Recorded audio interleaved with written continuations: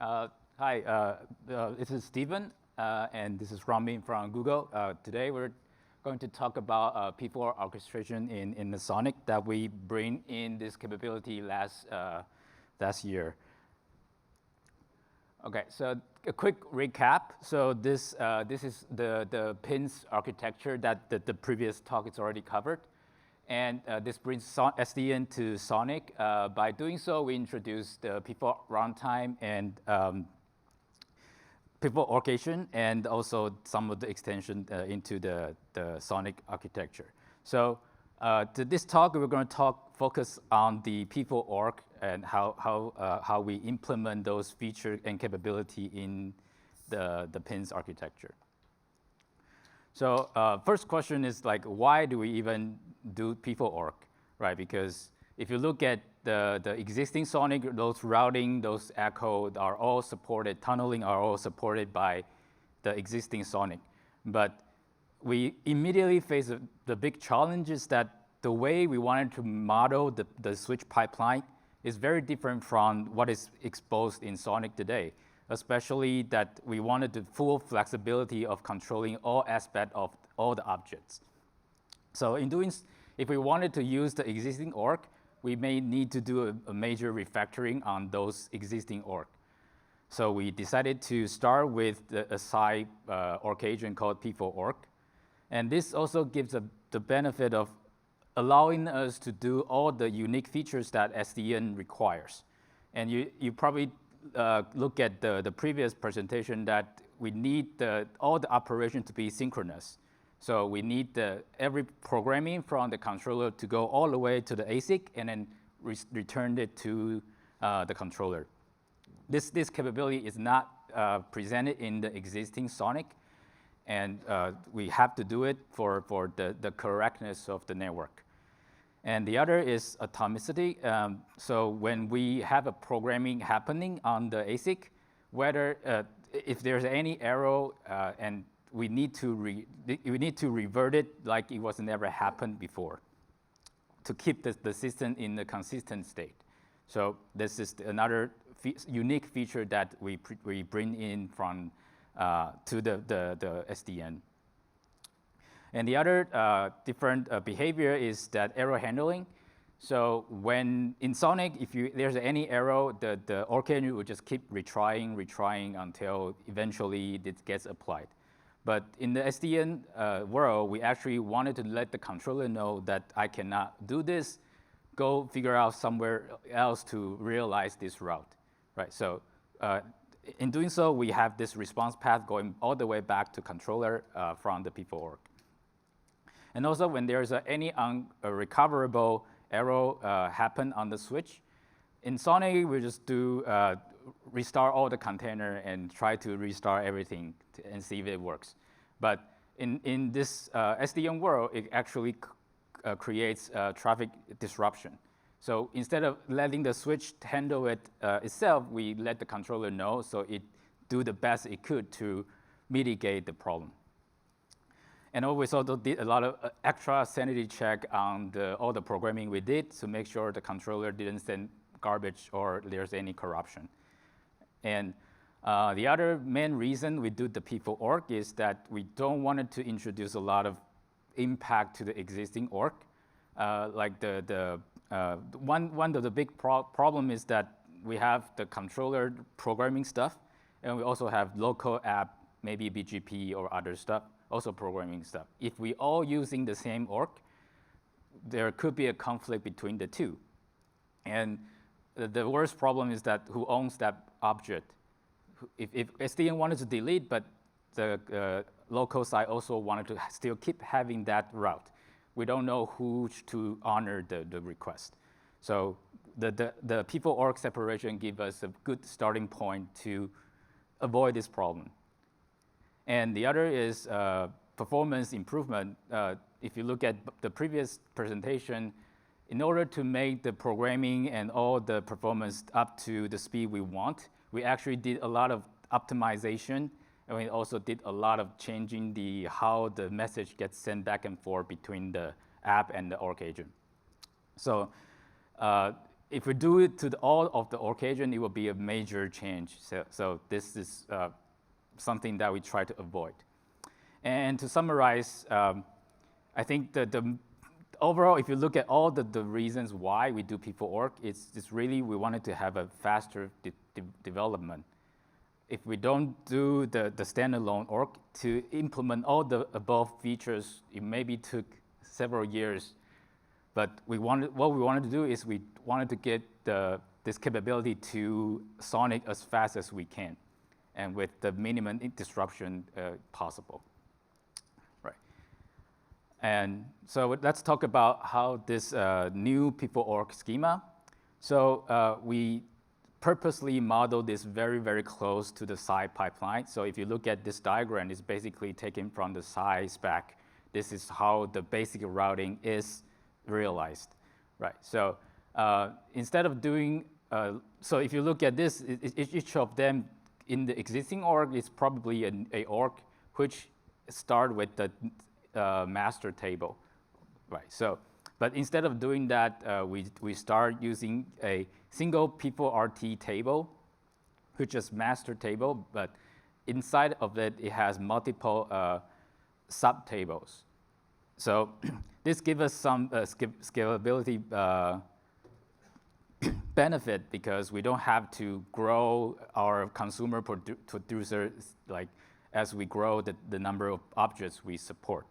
And it also gives us some benefit of doing the batching and stuff on the performance side that we will talk about later.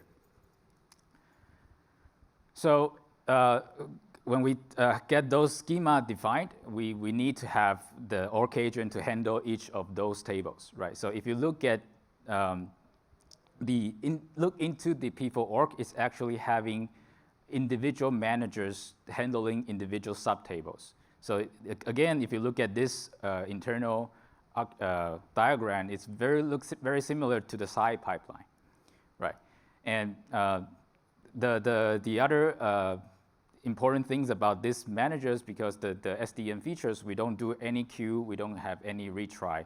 We just try to apply on the object, and it failed when we return and then move on, right?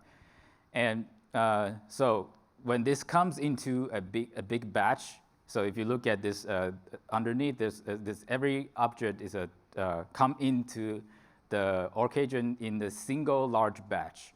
That's a mix of different subtable objects. So, but when we comes into the org agent, we actually process them in the topological order of the SI pipeline. This gives us the benefit of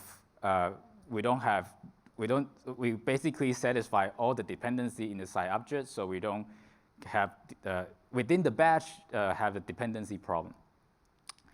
And and this also enable us to do better batching, because we can kind of sort all the objects to be processed together and send a single SI batch call into the SI layer, and it gets completed. And also, this topological order processing also gives us a benefit of one reboot, because if you effectively, if you look at one reboot, you basically get a gigantic batch that presents all the intent. And if we process them in the topological order with the batch, it will actually get higher performance, right? So I think this is the top high level of how the People.org is managed. Moving on, Runming will talk about the individual SDN features and how we implement them. Thank you, Steven. So in the SDN world, synchronization is very important. At a given moment, the controller must know the exact state of the switch. One challenge we found out in the existing SONiC is that there's no obvious way for application to read like the system state. When the controller sends a read request, such information is not directly available in the DB. FDB is like the closest one we want, but it represents the intent, not the state, if like occasion fail certain requests. ASIC DB does represent the system hardware state, but is in the SI semantic and is very not user-friendly to understand in the application layer. StateDB has some certain information, but it doesn't have enough detail, and it's mainly used for resolving dependency. So with all of this, we introduce a new DB called AppStateDB. It has the same schema as AppDB, and it has almost the same entry, but except that it only contains the successfully programmed entry in AppDB. So P4auth is the one that write into this new DB. And again, this DB can easily be read by any application. It's just not limited to P4auth or P4RT application. So when the controller sends an RPC request, the switch must reply a response. Whether the response is a success or fail, it needs to reflect the real hardware status. Again, synchronization is very important, as the controller need to know the exact state of the device. In the existing SONiC, it lacks the response channel from the occasion to the application. So application doesn't know if their request has been programmed successfully or not. So while we develop the P4auth, we introduce the red portion in this graph. This is what we call the response path feature. First, we need to enable the sync mode in SONiC, which will enable the reply channel from syncd to occasion.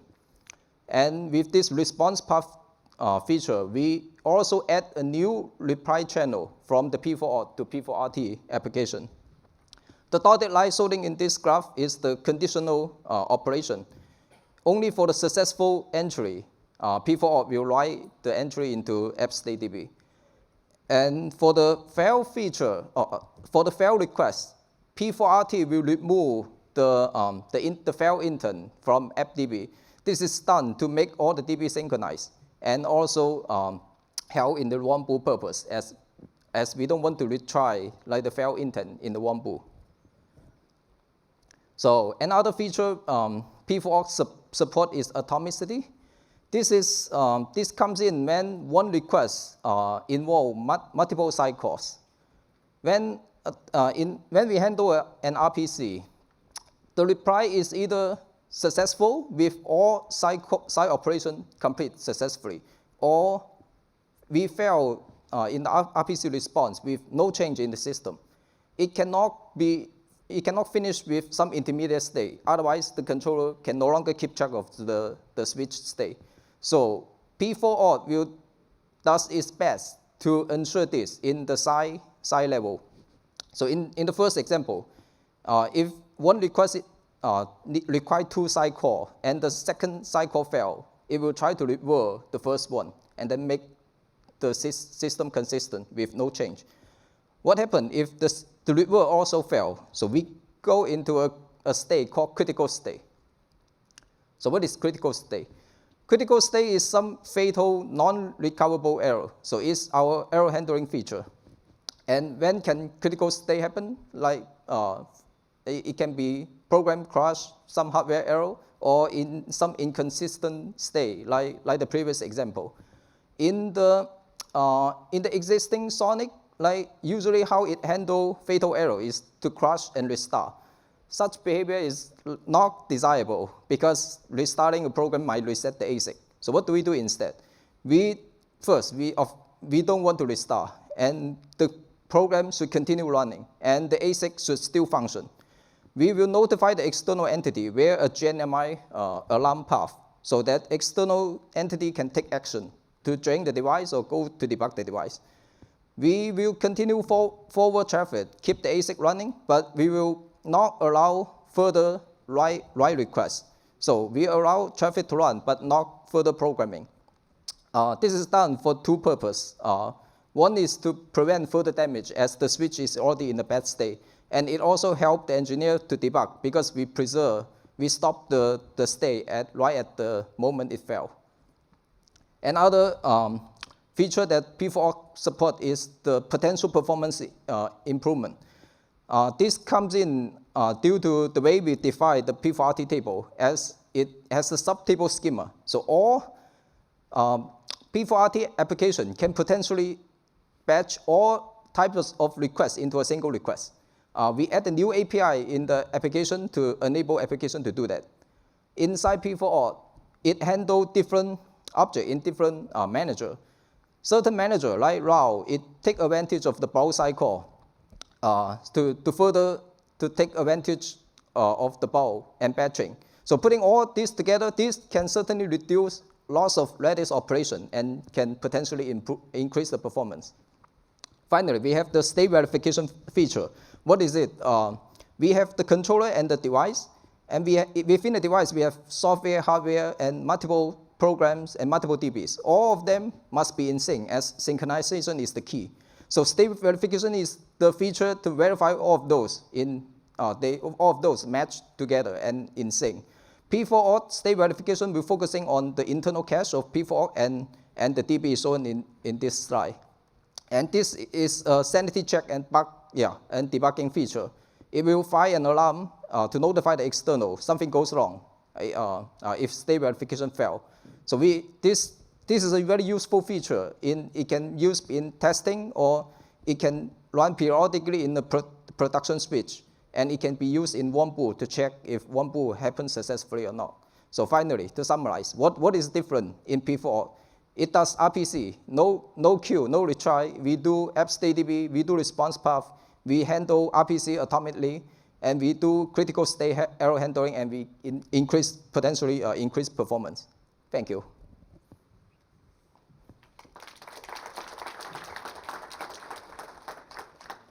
Great, thank you so much for your presentation. Any questions for Stephen and Runming?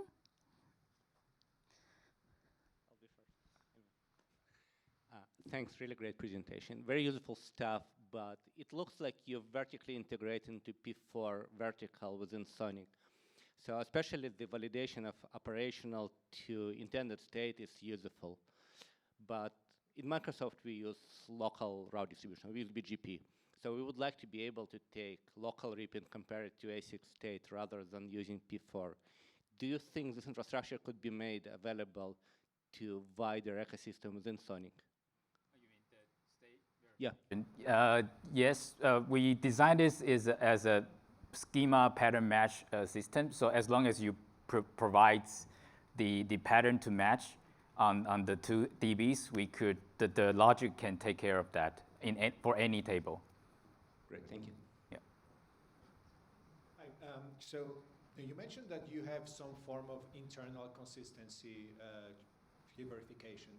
Do you have any plans, or is this in prod, to think about consistency verification or kind of invariant checking across the entire fabric, across the entire network? So let's say, yes, all the forwarding devices might be locally consistent, but they globally form some form of, either black hole or a loop. So do you have or envision to have some form of that consistency checking for these invariants like loops or black holes? I think we do, but it's done in a different way, not done on the switch. In the control SDN world, we do have some like a probing packets.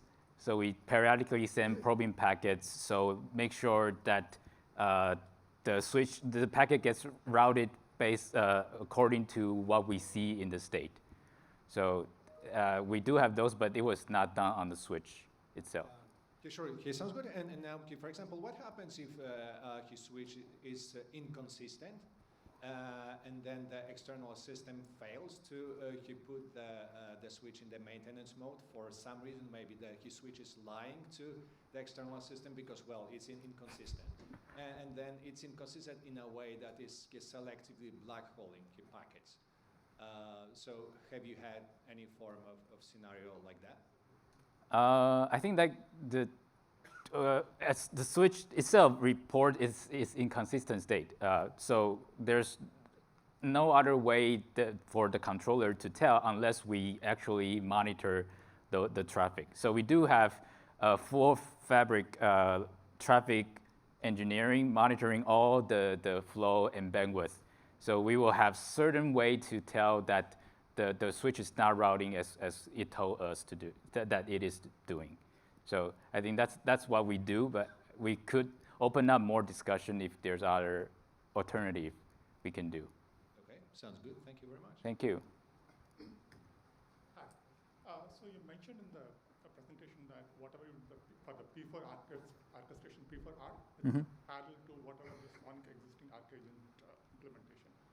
Let's say SONiC route arc agent is trying to touch a particular route, and that the same route is being touched by STN. So who gets the final say and what get really updated in the ASIC-DB? Yeah, I think that is one of the big problems we are also thinking about how to solve. One of the approach is definitely separation, like a VLAN or VRF. But I think it is all depending on how the network manage the switches. So I think we can continue this discussion in a more in-depth discussion.